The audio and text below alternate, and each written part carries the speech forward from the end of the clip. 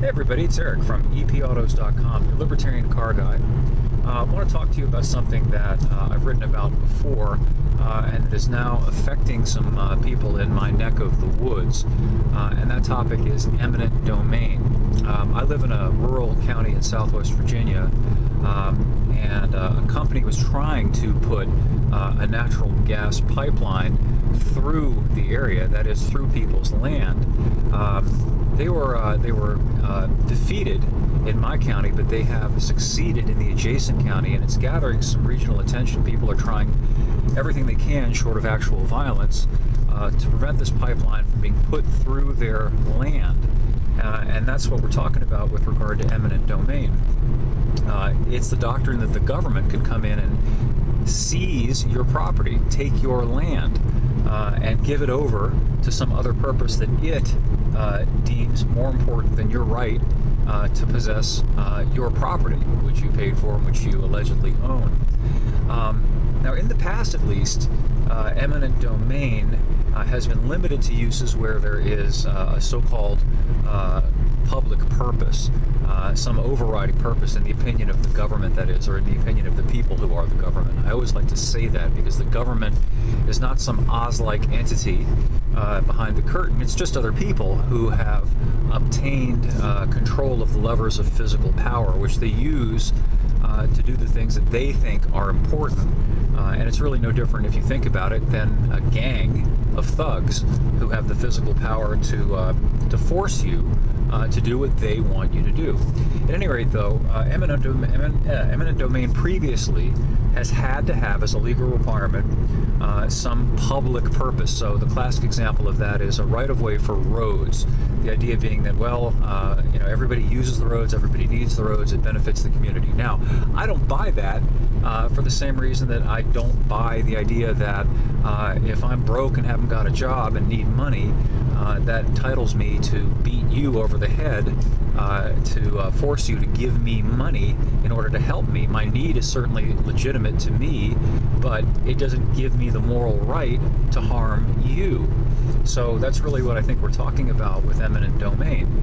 But now it's gotten much worse. In this particular case, this natural gas pipeline is not bringing any benefit at all to the local community. There's no pretense of any benefit being brought to the local community.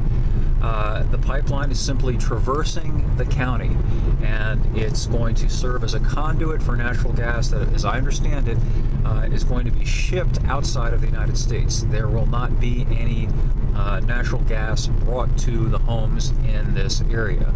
So people are naturally, understandably, very upset.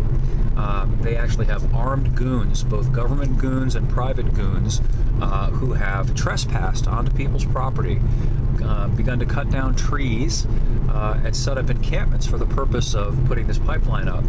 And it's got everybody on edge around here. There's quite real possibility that somebody is going to do something more than simply complain about it. Some people already are occupying trees, sitting up in the trees to try to prevent the trees from being cut down. And the local armed government workers are preventing fellow citizens, people who live in the area, from passing food up to these people. So these thugs are acting at the behest of this private corporation. Now, mind you, I'm all for private property. I'm a libertarian.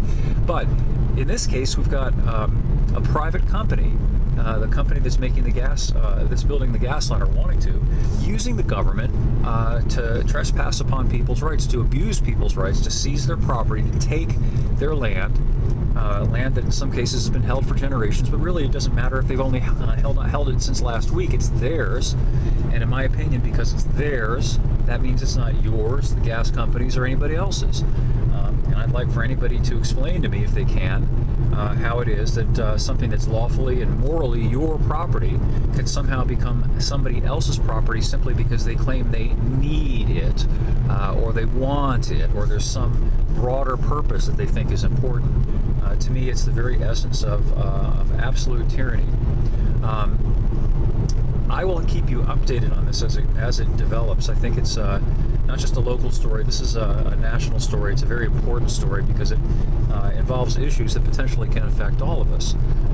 If these companies can just come in with the help of the government and take our stuff and use it for their own profit, it's just another another indice of how far this country has slid away from what it was supposed to be all about, or at least what we were told it was once all about.